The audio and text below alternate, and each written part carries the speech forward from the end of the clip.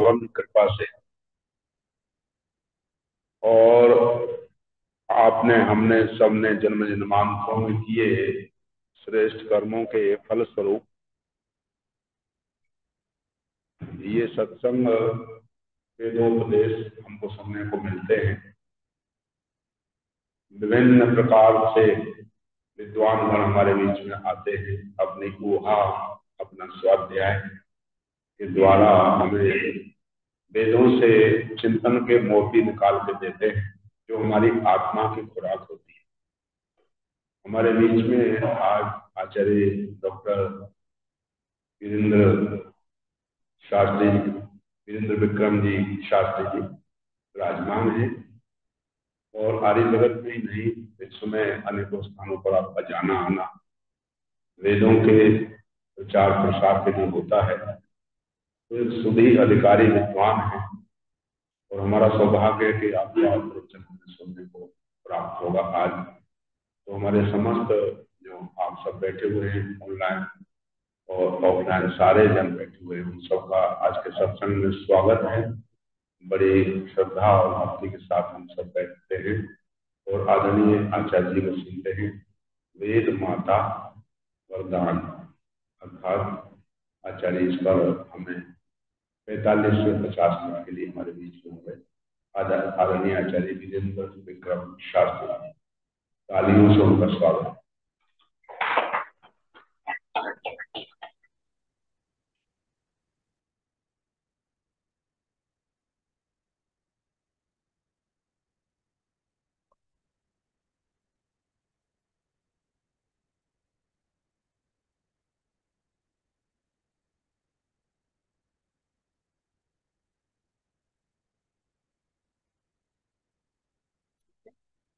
ये पास करो नहीं बहुत ऊपर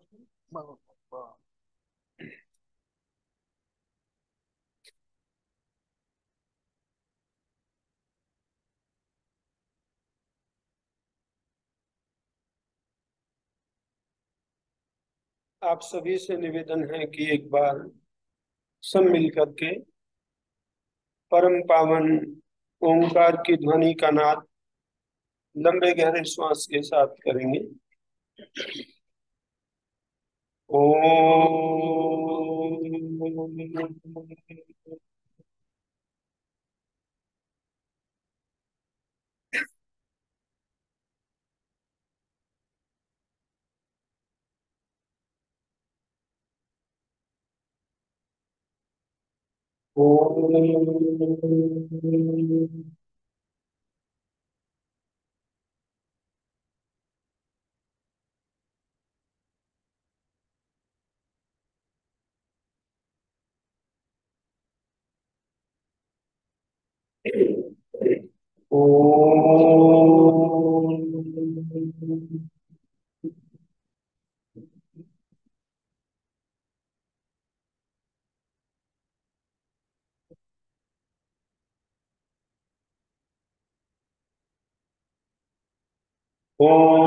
स्वस्तिकं मनुचरेण सूर्या चंद्रमसा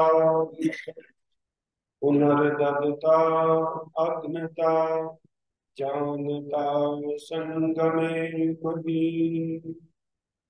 ओम नमः शिवाय च मयो भवाय च नमः शंकराय च मयस्कराय च नमः शिवाय च शिवतराय च। ओम शांति शांति शांति।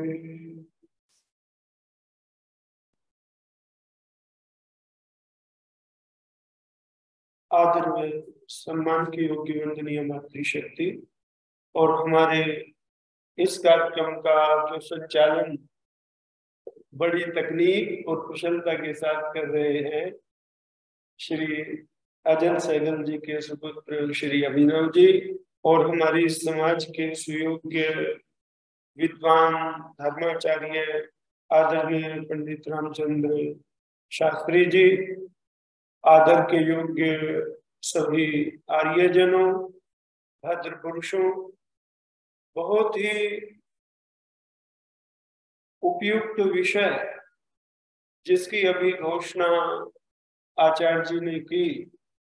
स्तुता मया वरदा वेद माता प्रचोदयन्तां पावनानि द्विजान आयु प्राणं प्रजां पशुं कीर्तिं द्रविणं ब्रह्मवर्चसं मह्यं दत्वा रजत ब्रह्म दुःखम्।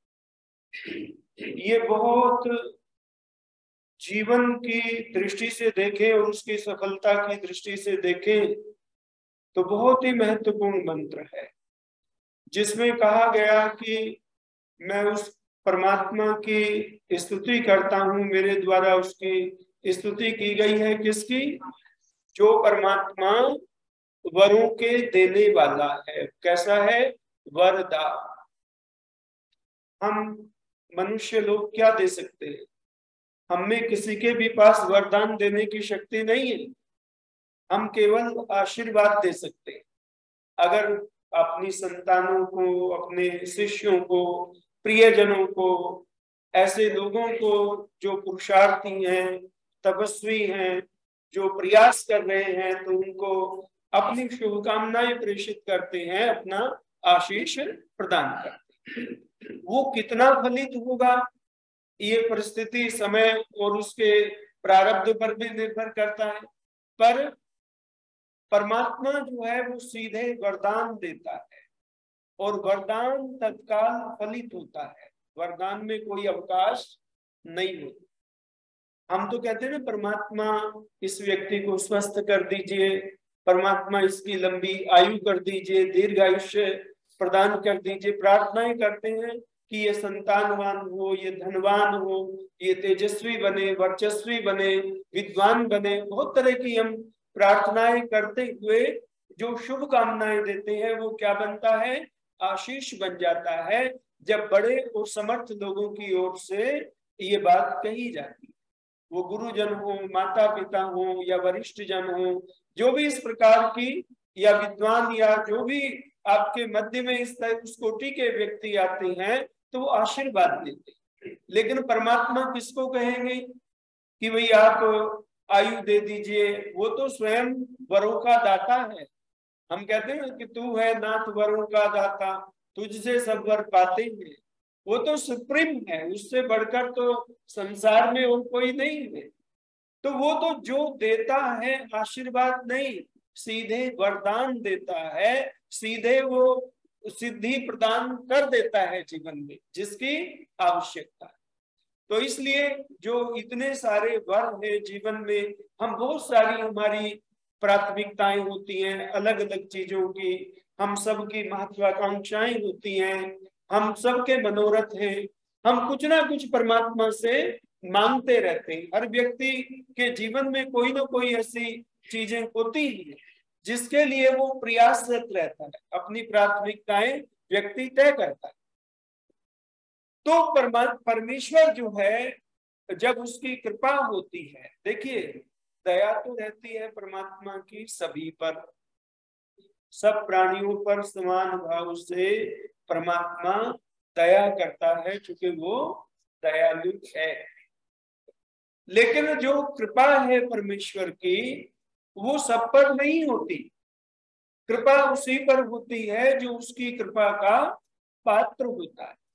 दया तो चूंकि उसका स्वरूप ही दयालु है, वो सामान्यतः सब जीवों का कल्याण करता है, सब जीवों का पिता है। तो ऐसे परमेश्वर को हम जब उपासना करते हैं, जब उसका ध्यान करते हैं, या जब उसको पुकारते हैं, स्वागत है चौधरी साहब, तो उस समय पर वहां ये बात आती है कि वो परमेश्वर हमें वर प्रदान करे, यानी कि हम पर ऐसी कृपा करे कि जिससे हमारे जीवन का कल्याण हो जाए। परमेश्वर से हम क्या क्या चीजें मांगते हैं? मुख्य रूप से अगर बुजुर्ग लोग भी आशीर्वाद देते हैं तो वो भी क्या कहते हैं?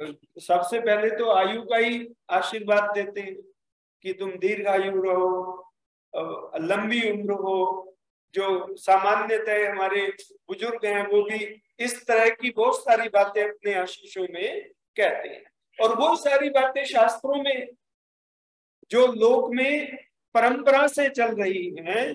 तो इसलिए मैं ये निवेदन करता हूं, मंत्र में भी कहा आयु प्राणम प्रजाम पशुम कीर्तिम द्रविणम ब्रह्म वर्चसम, इतनी चीजें मांगी। सबसे पहले क्या कहा कि परमेश्वर हमें आयु प्रदान करे। देखिए आगे इनको देने की बात भी कही मंत्र में, मह्यम दत्वा ब्रजत ब्रह्मलोकम, की मुझे देकर इन्हें मुझे समर्पित करके ब्रह्मलोक को प्राप्त कर। पर मेन बात क्या है, आप कोई भी चीज कब प्रदान करेंगे? जब पहले आपके पास वो होगी, जब उस चीज के आप स्वामी होंगे तभी तो वो चीज देंगे। कोई व्यक्ति जान देगा तो कब देगा? जब जान का स्वामी बनेगा, जान का सामुच्य उसके पास होगा, जान राशि उसके पास होगी। और धन देगा तो धन राशि उसके पास होनी चाहिए, वो व्यक्ति धनवान होना चाहिए, तभी वो धन का दान कर सकता है। कोई भी व्यक्ति किसी भी प्रकार की सामर्थ्य को जुटा करके उसको दान करने का अधिकारी बन जाता है। तो पहले हमें इन चीजों से समृद्ध बनना है। प्राण शक्ति हमारे पास होनी चाहिए। प्राण शक्ति, आप कहते हैं जो जीवित है सबके पास प्राण तो है ही, पर प्राण शक्ति होना अलग बात है, प्राण चलना बिल्कुल दूसरी बात है। प्राण शक्ति का मतलब जीवन में वो ओज और वो तेज होना चाहिए, वो बल और वो पराक्रम होना चाहिए, जिससे व्यक्ति अदम्य साहस अपने अंदर रखता है और बड़े से बड़े लक्ष्य को प्राप्त करने के लिए भी वो हमेशा तत्पर रहता है। तो ये जो हमारे अंदर के गुण हैं, इन गुणों को वो है प्राण शक्ति। लोग कहते हैं ना, देखो किसमें कितना दम है। दम किसे बोलते हैं? जिसका सांस फूलने लगता है, लोग कहते हैं ना इसको दमा हो गया। दमा कब होता है? जब दम कमजोर पड़ जाता है। और जब दम व्यक्ति का मजबूत होता है तो वो पराक्रम देने वाला होता है। इसलिए प्राण शक्ति किससे बढ़ेगी? महर्षि ने और हमारे सब ऋषि मुनियों ने और स्वयं महाराज मनु ने भी ये निर्देश किया कि जब हम दोनों समय परमात्मा का ध्यान करें, संध्या करें, तो उस समय प्राणायाम अवश्य करें उसके साथ में। क्यों करें? क्योंकि प्राण शक्ति हमारी प्रबल होगी तो वो हमारे मन को भी शुद्ध करती है, मन को भी पवित्र करती है, इंद्रियों को भी वशीभूत करने की शक्ति देती है। मन की वृत्तियां शांत होने लगती हैं जब हम प्राणायाम करते हैं। तो इसलिए प्राण शक्ति जो लोग ठीक प्रकार से प्राप्त करते हैं उनको आध्यात्मिक लाभ भी वो प्राण शक्ति देती है। क्योंकि देखिए महर्षि पतंजलि ने अष्टांग योग में प्राणायाम को भी एक स्थान दिया है। अष्टांग योग में प्राणायाम क्यों है? इसीलिए क्योंकि वो प्राण शक्ति हमें अध्यात्म से जोड़ती है। प्राण का और मन का बहुत गहरा संबंध है। जहां आपका मन गति करता है वहां प्राण चला जाता है, और जहां प्राण गति करता है वहां मन चला जाता है। कभी आप कुंभक करके प्राण को एक किसी चक्र में या स्थल पर केंद्रित करना, आपका प्राण वही गति करेगा जहां आपका मन केंद्रित होगा। तो ये दोनों का बहुत गहरा संबंध है। इसलिए ऋषियों ने कहा कि प्राणायाम पूर्वक हम उपासना करें। और जब यज्ञ करते हैं तब भी हम वही बात कहते हैं। उसमें यज्ञ करते समय हम क्या कहते हैं? भूरग्नये प्राणाय स्वाहा, कि ये आहुति मेरे प्राण के लिए है। भूर्वायवे अपानाय स्वाहा, ये आहुति मेरे अपान के लिए है। और स्वरादित्याय ज्ञानाय स्वाहा, ये ज्ञान के लिए है। तो प्राण, अपान, ज्ञान, ये जो हमारे प्राण है, आगे समान और उदान जो 5 प्रकार के प्राण होते हैं, जब ये ठीक प्रकार से शरीर में कार्य करते हैं तो शरीर स्वस्थ रहता है, बलिष्ठ रहता है, और हमारी चेतना जो है वो उत्कर्ष की ओर रहती है, हमारी चेतना जो है प्रबल बनी रहती है। देखिए, दीपक बुझने से पहले थोड़ा सा मंद होने लगता है, आपने देखा, उसमें बाती जो है उसमें आगे फूल आ जाता है और तेल कम पड़ने लगता है, ज्योति कम पड़ने लगती है, टिमटिमाने लगता है। तो जब प्राण शक्ति प्रबल होती है तो ऊर्जा अपने चरम पर होती है, और जब हमारी दीर्घायु होती है या जरावस्था आ जाती है तो उस समय क्या होता है, प्राण जो है वो मंद पड़ जाता है, दुर्बल हो जाते हैं। और उसके कारण आपने देखा महाभारत में एक पात्र ऐसे हैं, पितामह भीष्म, जो तीसरी पीढ़ी के पहले व्यक्ति हैं, जो लड़ रहे हैं अपनी उस पीढ़ी से युद्ध कर रहे हैं जो उनकी तीसरी पीढ़ी है, लेकिन उनका जो पराक्रम है, उनकी जो शक्ति है, केश पक गए हैं पर प्राण शक्ति बहुत प्रबल है, अच्छे से अच्छे योद्धा उनके सामने विफल हो जाते। तो ये है योग का, जो व्यक्ति योगाभ्यास करेगा, जो व्यक्ति अपने शरीर प्रकृति के नियमों का पालन करेगा, क्योंकि वो आदित्य ब्रह्मचारी थे, तो ब्रह्मचर्य का और सदाचार का, उचित खान पान का, आध्यात्मिक जीवन का ये प्रभाव होता है। तो इसलिए प्राण, आयु को कहा, फिर प्राण को कहा, आयु प्राणन, आगे कहा प्रजाम, प्रजा, प्रजा मतलब संतान, संतान को प्रजा क्यों कहा, जो प्रकृष्ट रूप से यानी कि उत्तम संस्कारों के द्वारा जिसका निर्माण होता है वो प्रजा कहलाती है। सामान्यतः जो जन्म लेते हैं और संस्कारित नहीं होते जो बच्चे, वो प्रजा कहलाने के अधिकारी नहीं है। तो इसलिए इन अर्थों को हम समझे, बड़े भावपूर्ण अर्थ है। कहा कि प्रजा, और राष्ट्र में भी देश के नागरिकों को प्रजा कहा जाता है। क्यों? जिस देश के नागरिक संस्कारित होते हैं, जिस देश के नागरिक चरित्रवान होते हैं, जिस देश के नागरिक सद्गुणों से संपन्न होते हैं, पुरुषार्थी होते हैं, अपने राष्ट्र का गौरव बढ़ाते हैं और समाज में अपना सकारात्मक योगदान करते हैं, तो वो क्या कहलाते हैं? प्रजा, क्योंकि उनमें एक संस्कार है। तो ये संस्कार ही प्रजा बनाता है। तो ये कहा कि परमेश्वर हमारे यहाँ प्रजा भी हो।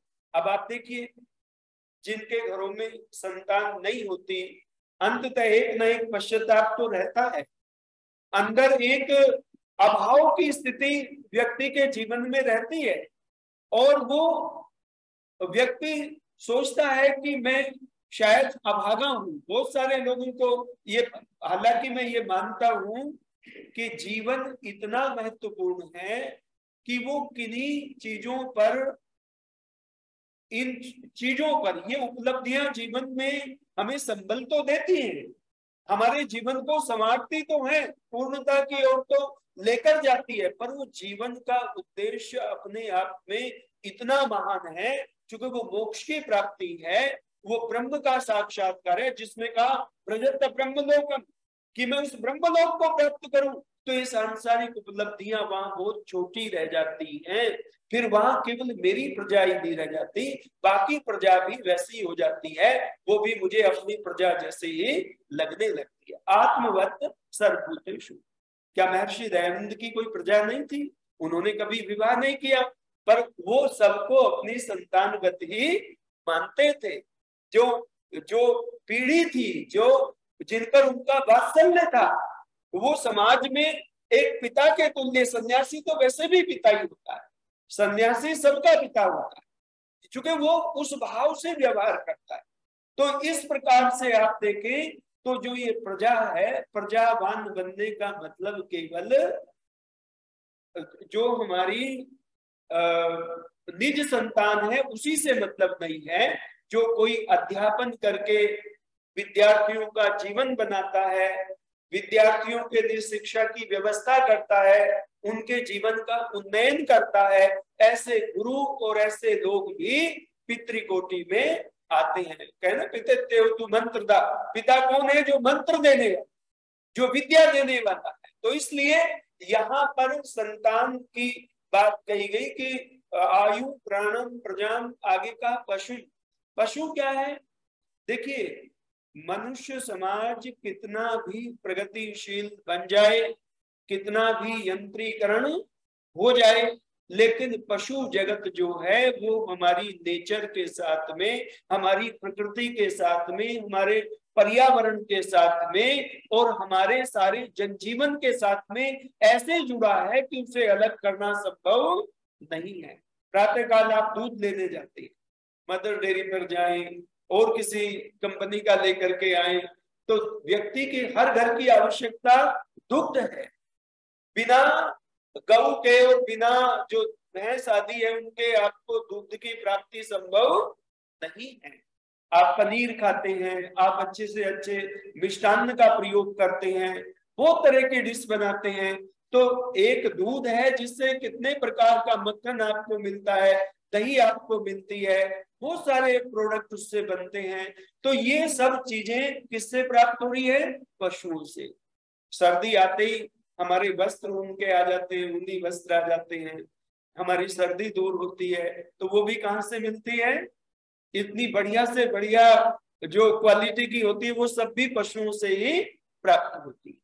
तो ये परमेश्वर ने एक ऐसा संबंध बनाया पशु जगत का। देखिए, लोग घरों में कुत्ते पालते हैं और कुत्ता जो है एक बहुत बढ़िया चौकीदार है। अब तो छोटे घरों में कुत्ते का कोई बहुत अर्थ रह नहीं गया है, लेकिन जहाँ बड़े घर घेर या फार्म हाउस टाइप की चीजें हैं, वहां आप एक जोड़ा कुत्ते का रख दीजिए, 4 लोगों के बराबर वो सुरक्षा करता है।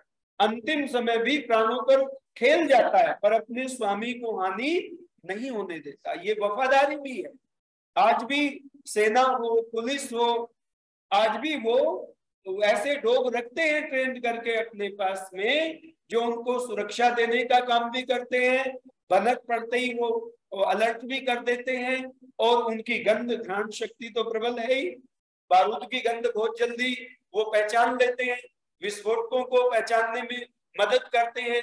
तो आज भी ये प्राणी हमारे लिए उपयोगी बने हुए। हमने कितनी भी मशीनें बना दी हो, पर प्राणी जगत जो है उससे हमारा जो एक सह हृदयता है। अब देखिए, गौ को हमारे देश में माँ कहा गया, गौ को माँ, मातृत्व का दर्जा दिया गया। क्यों?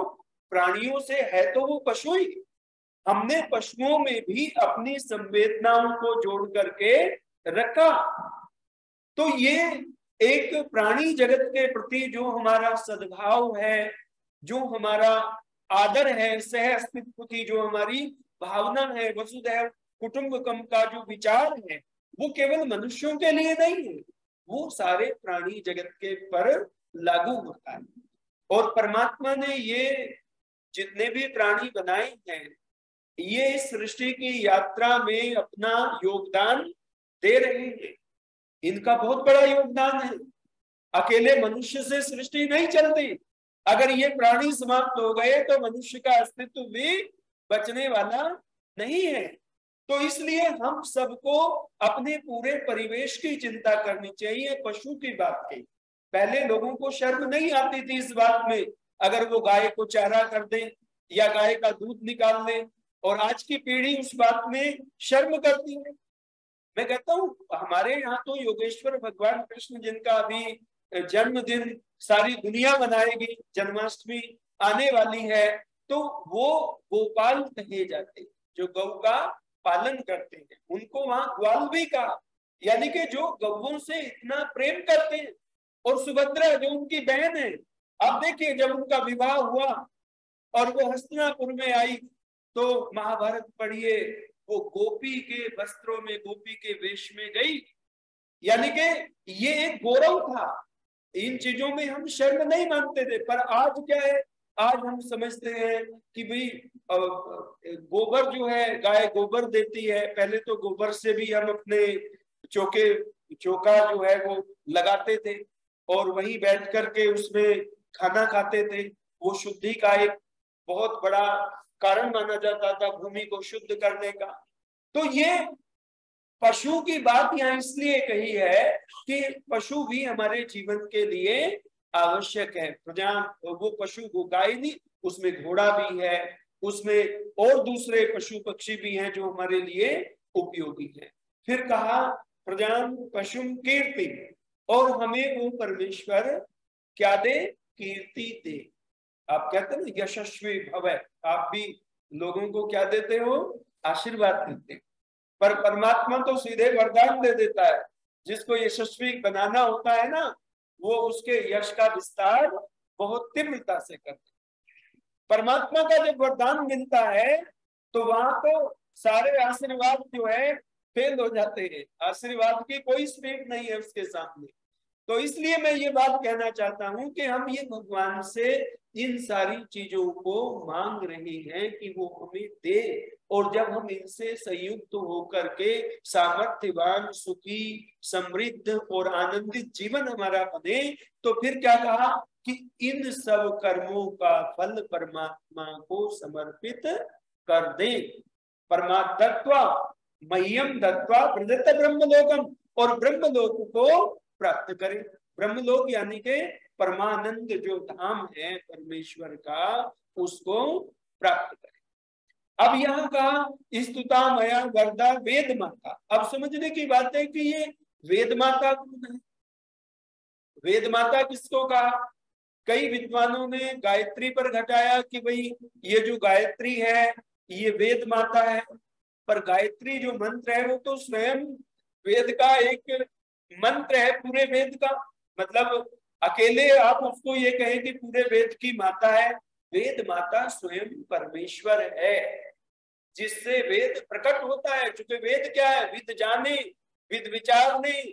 वेद वो है जो जान है, जो विचार शक्ति है। और वो क्या है? वो गुण होता है, वो सत्ता नहीं होता।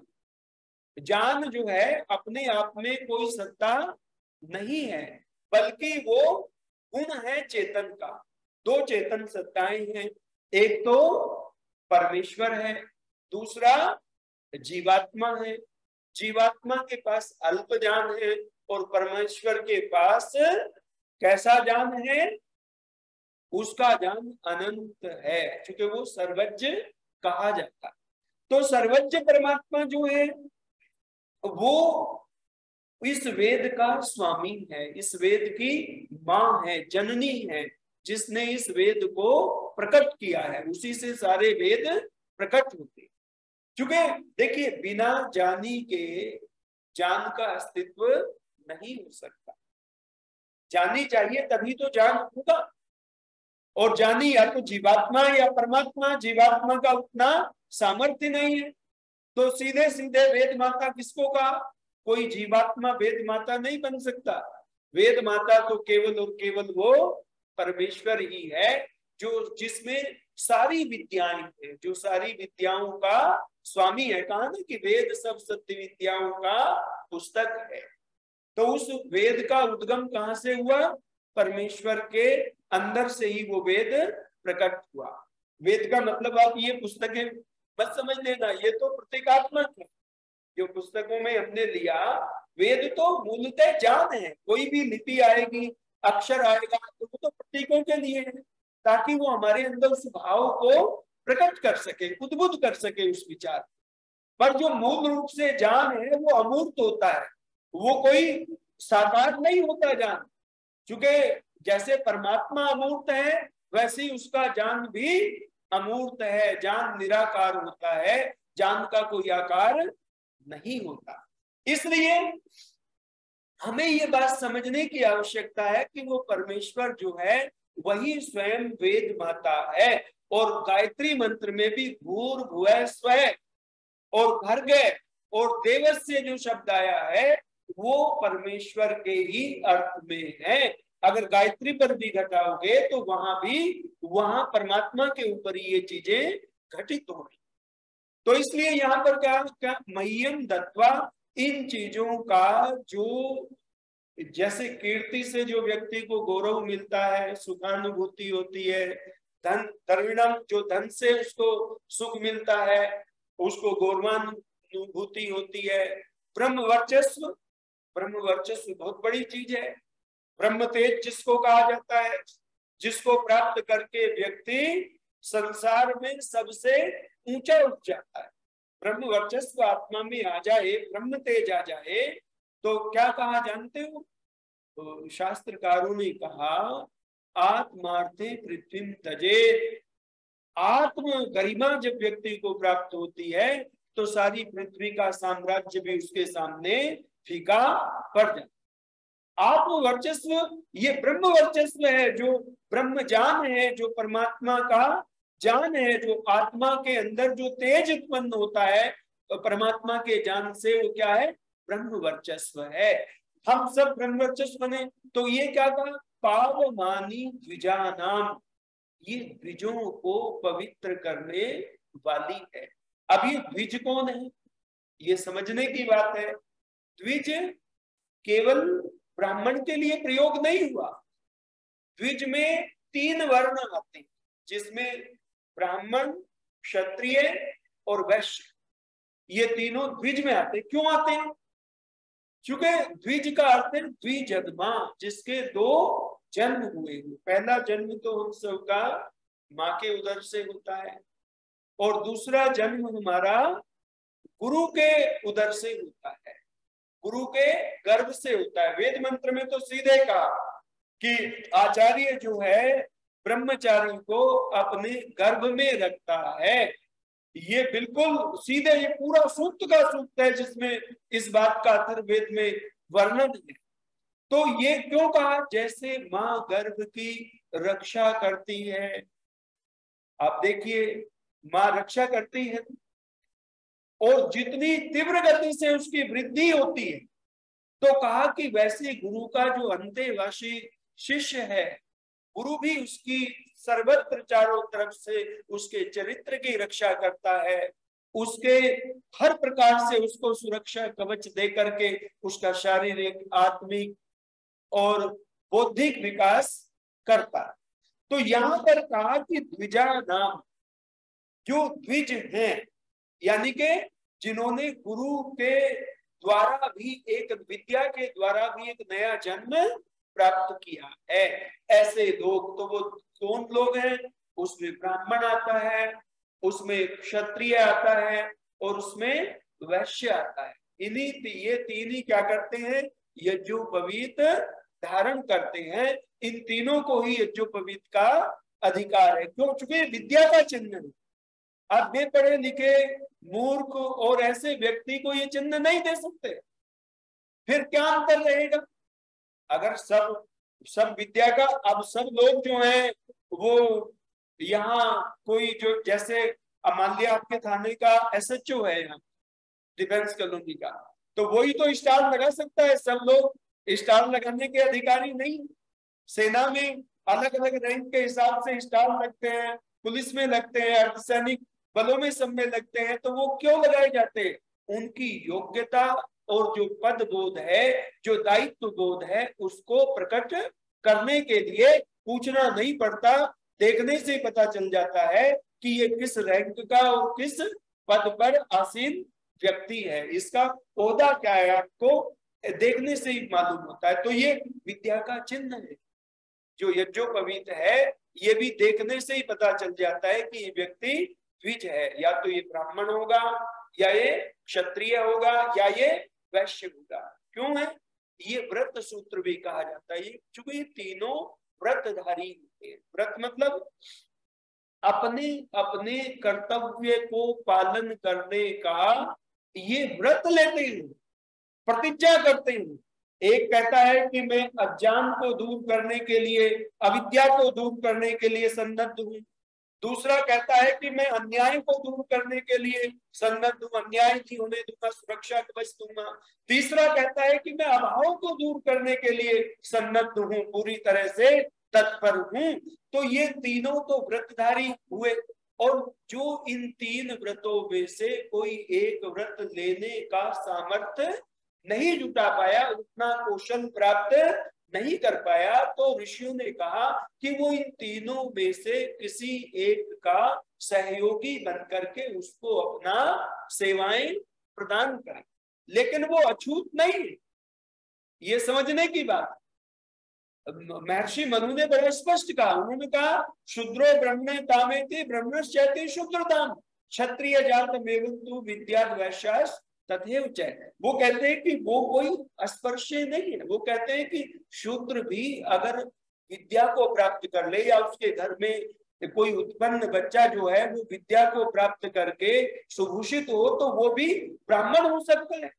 और ब्राह्मण के परिवार में भी अगर कोई विद्याहीन और गुणहीन रह जाए तो वो शूद्र हो सकता है।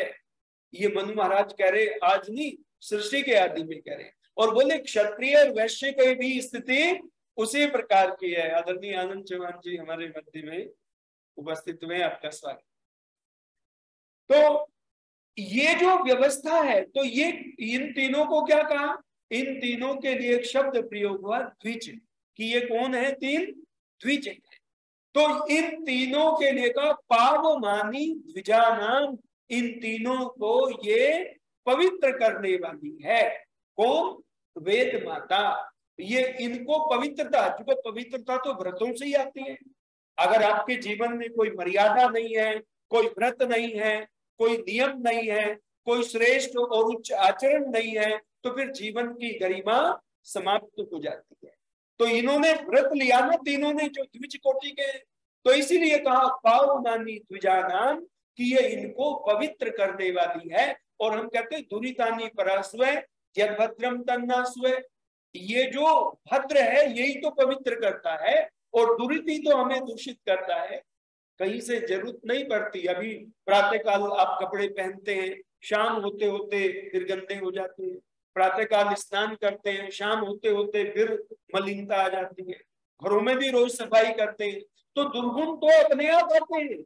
और सद्गुण के लिए, सफाई के लिए, स्वच्छता के लिए रोज प्रयास करना पड़ता है, रोज संकल्प धारण करना पड़ता है।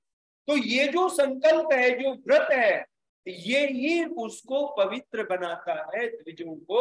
तो इसलिए वो व्रतों की देने वाली है। और ये भी हमारा यज्ञोपवीत भी क्या है, व्रत सूत्र है। असली यज्ञोपवीत तो हमारे आचरण और भाव में है। ये तो बाहर जो है चिन्ह के रूप में हमने पहना हुआ है। आप कहेंगे भाव के रूप में कैसे है? भाव के रूप में जो अंदर है वो ये है कि हम माता पिता के प्रति आदर का भाव रखते हैं, ऋषियों के प्रति हमारा आदर और सेवा का भाव है, विद्वानों के प्रति हमारी कृतज्ञता है, हम उनके प्रति कृतज्ञता का भाव रखते हैं। तो ये है वास्तविक यज्ञोपवीत, जो पितृ ऋण, ऋषि ऋण और देव ऋण, तीनों ऋणों को दायित्व बोध के रूप में अपने ऊपर स्वीकार करता है, वो वास्तविक रूप से यज्ञोपवीत को धारण करता है। ये तीन धागे हो या ना, ये तो सामाजिक व्यवस्था के लिए। तो वस्त्रों की व्यवस्था भी, अब आप विद्यालय में जाते हैं तो गणवेश होता है, वहां एक ड्रेस होती है, वो सब किस लिए बनाई जाती है? बाहर की व्यवस्थाएं, ये सब तो व्यवस्था को चलाने के लिए, पहचान के लिए। भाई अलग अलग तरह के स्टाफ है, अगर आपका 4th क्लास का स्टाफ है उसके लिए अलग तरह की ड्रेस है, टीचर्स है उनके लिए अलग है, विद्यार्थी के लिए अलग चीजें हैं। तो इसलिए हम ये चीज देखते हैं कि जो भी व्रत है वो हमारे आत्मिक हैं, अंतःकरण में धारण किए जाते हैं। वास्तविक यज्ञोपवीत वही है, और जो ये बाहर का है ये उसका चिन्ह है। अब आगे की चीज जो यहाँ कहा, जो महत्वपूर्ण, इसका सबसे महत्वपूर्ण पार्ट है इस मंत्र का, वो है जिसमें कहा आयु प्राणम प्रजाम पशुम कीर्तिम द्रविणम ब्रह्म वर्चसम मह्यम दत्वा। यानी कि ये जो जितनी उपलब्धियां जीवन की हैं, जिनसे जीवन सार्थक बनता है, गौरव और गरिमा युक्त बनता है, मह्यम दत्वा, मेरे अर्पण कर दे, मुझे दे दे। और मुझे देकर के क्या कर? प्रजत ब्रह्मलोकम, ब्रह्मलोक को प्राप्त कर। अच्छा, दुनिया में हमारी आसक्ति रहेगी, मोह के द्वारा फंसे रहे, राग के द्वारा फंसे रहे, या द्वेष के द्वारा फंसे रहे, तो क्या ब्रह्म से हम जुड़ सकते हैं? जब तक ब्रह्म से तभी जुड़ेंगे जब यहाँ अनासक्त हो जाएंगे। जब तक इसमें आसक्ति है, निर्ममो निरंकार सह शांति मदि गच्छति। गीता कहती है ना कि जो व्यक्ति निर्मम यानी कि ममता से रहित हो जाता है और निरंकार है जो अहंकार को भी छोड़ देता है, यानी कि ये जितनी उपलब्धियां हैं इनको जब समर्पित कर देता है, इसका मतलब ये नहीं है कि उसका जान कहीं चला जाएगा, रहेगा उसी के पास, उसका धन भी तब भी उसी के पास रहेगा, पर धन का और जान का और ब्रह्म वर्चस्व का और जितनी भी आयु और पूजा है इनका अहंकार नहीं रहेगा। हमारी संतान हमारी रहेगी, वो कहीं जाएगी नहीं, पर उसमें जो हमने ये माना था कि मैं और मेरे का जो संबंध जोड़ा था, बस वो भाव जो है बदल जाएगा। हम उसे परमात्मा के अर्पण कर देंगे कि परमेश्वर ये मेरा नहीं, ये सब कुछ आपका ही है और मेरा जीवन भी आपका ही है। जब हम इस समर्पण से जिएंगे तो समर्पण से जीने में जो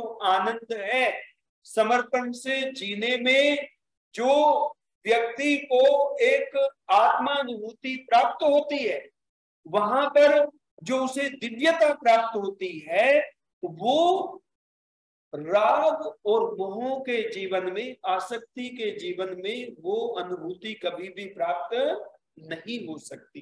क्योंकि राग जो है ना, ये जैसे द्वेष है, द्वेष तो डायरेक्ट जलाता ही है, आपने देखा ईर्ष्या व्यक्ति को कैसे जलाती है, पर जो व्यक्ति के जीवन में राग है, जिसे आप मोह बोलते हो, जिसे आप प्रेम भी कहते हो, हालांकि प्रेम ऊंचा शब्द है, राग से और मोह से सामान्य हम उसका प्रयोग कर देते हैं, तो ये सब चीजें भी हमारे दुख का ही कारण है।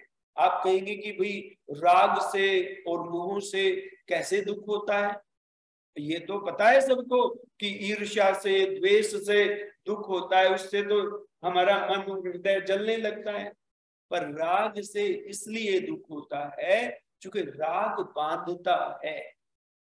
सुखानुसई राग, जो सुख हमने भोगा, जो गौरव गरिमा प्राप्त की, जो उपलब्धियां प्राप्त की, अब मन उनमें चिपक गए क्योंकि वो अच्छा लगे, और जब मन चिपक गया उसमें तो उड़ान ऊपर की कहां से होगी।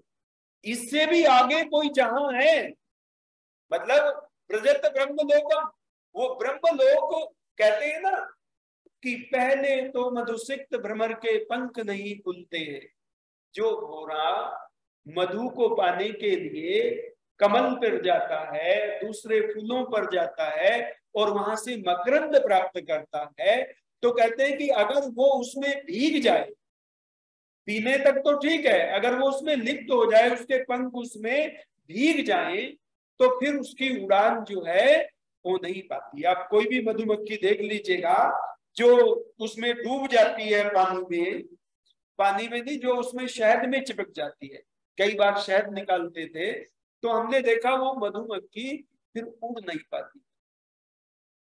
इसलिए कहते हैं किनारे से जो रस पी लेती है, कटोरे में शहद है, किनारे से रस पिया तो वो पी करके आराम से उड़ जाती, और जो उसमें लिप्त हो गई, बीच में बैठ गई वो मक्खी, फिर कभी उड़ नहीं पाती।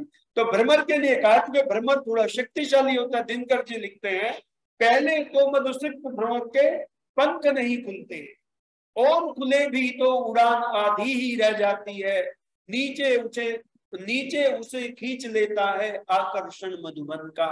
तो ये नीचे का जो मधुबन है ना संसार का, ये बहुत विषयों में बहुत आकर्षण होता है, और यही सबसे बड़ा बंधन आत्मानुभूति और परमानंद को प्राप्त करने में बनता है। क्योंकि अंतर्मुखी वृत्ति बनेगी कैसे, जब तक बहिर्मुखी वृत्ति से निवृत्ति नहीं होगी, और बहिर्मुखी वृत्ति छूटेगी कैसे, जब आसक्ति प्रबल है। इसको जानते हो क्या कहा, ए लोहमयम निगड़म, इसे कहा कि ये तो बिना लोहे की जंजीर है, लोहे की नहीं है पर उससे भी मजबूत है, इसके तार तो इतने मजबूत है कि ये टूटते नहीं। इसलिए कहा अंतिम ये उपदेश है परमेश्वर का कि ये मुझे दे करके ये मेरे अर्पण कर दो और तुम ब्रह्मलोक को प्राप्त कर दो। अर्पण में जाएगा कुछ नहीं, चिंता नहीं करो, उसमें केवल आसक्ति छूटेगी। यथा स्थान अपनी चीजें रहती हैं, जो मोह है उससे ऊपर उठ जाएंगे, राग और द्वेष से ऊपर उठ जाएंगे, जो कामनाओं का जाल फैला हुआ है उससे ऊपर उठ करके निष्काम हो जाएंगे। हम कहते हैं ना, कर्मण्येवाधिकारस्ते मा फलेषु कदाचन, कि हम कर्म करने में अधिकार रखें, जो फल में हमारी आसक्ति है वो परमात्मा के अर्पण कर दें, मेहनत करते जाएं, आगे परमात्मा पर छोड़ दें। वो न्यायकारी है तो परिणाम तो उसे देना ही है, वो कब मिलेगा। हम तो ये चाहते हैं ना, आज जो सारी चीजें मिल रही हैं तो ये हमारा अभी का ही परिणाम नहीं है सारा। जीवन में बहुत कुछ ऐसा है जो प्रारब्ध से भी आता है, और प्रारब्ध इतना बलवान होता है कि सीधे वरदान ही मिलता है, सीधे एकदम। वो कहीं मैं कह रहा हूं कि वो भी आपका भूतकाल का कर्म ही है, जो आपने पिछले जन्मों में किया है, इस जन्म में भी किया है। तो लेकिन कोई भी कर्म कभी भी निष्फल नहीं जाता। जब परमात्मा न्यायकारी है, मनुष्य से भूल हो सकती है लेकिन उस परमात्मा से कभी कोई भूल नहीं होती। तो उस पर समर्पण करने में क्या मुश्किल है। एक छोटा बच्चा जब माँ की गोद में पहुंच जाता है तो वो सारी चिंताओं से मुक्त हो जाता है, फिर उसे कोई भय नहीं रहता। वो कहता मैं तो अपनी माँ के पास आ गया, उसके लिए तो अपनी माँ ही सबसे बलवान है, उसके लिए तो माँ ही सबसे बड़ा आश्रय स्थल है। उसे ये पता नहीं है कि माँ से भी बड़ी बड़ी ताकतें हैं, पर क्योंकि उसका भरोसा माँ पर है इसलिए वो फिर किसी की परवाह नहीं करता। और ये वेद माता तो ऐसी माँ है कि जो सर्वशक्तिमान है, ये तो ऐसी माँ है जो जगदम्बा है, जो पूरी सृष्टि की माँ है, सारे जगत की माँ है, जिसने सबको उत्पन्न किया है। तो उस वेद माता की बात चल रही है। जब उसकी गोदी में बैठेंगे, हमारा समर्पण जब उसके लिए होगा तो फिर समझ लेना कि वो आनंद का जो अतिरेक होगा, वो जो आनंद में जीव निमग्न होगा, तो वो स्थिति वो बनेगी जहां ना कोई भय होगा, ना जहां कोई दुख होगा, ना जहां किसी प्रकार की भूख होगी, ना प्यास होगी, मतलब किसी भी प्रकार का कष्ट नहीं होगा, आनंद ही आनंद होगा। तो वो परमानंद का साम्राज्य वेद हमें देना चाहता है। परमेश्वर हमें उपदेश करता है, प्रेरणा करता है कि मह्यम दत्वा, ये सब चीजें तो मेरे अर्पण कर दो और तुम क्या लो, ब्रह्मलोकम, ब्रह्मलोक को प्राप्त कर। विद्या अमृतम अश्नुते, वही बात है कि हम विद्या से, ब्रह्म ज्ञान से अमृतत्व को, मोक्ष को प्राप्त करें। तो वो चीज यहाँ पर कही गई है। तो मैं समझता हूं कि मैंने थोड़ा सा जो संकेत निर्धारित समय में किया है, मैं आशा करता हूं कि इस पर आप मनन करेंगे, चिंतन करेंगे और अवश्य ही जीवन में एक प्रेरणा लेकर के उस जगदम्बा की ओर, उसकी गोदी की ओर हम बढ़ने के लिए अपने पग आगे बढ़ाएंगे। परमेश्वर कल्याण करे, हम सब उस परम सत्ता के साथ जुड़े और सब दोषों से, क्षुद्रताओं से ऊपर उठ करके उस महान परमात्मा के साथ जुड़ करके हम उस गौरव गरिमा को प्राप्त कर सके। मैं बहुत बहुत आप सबका आभार व्यक्त करता हूँ।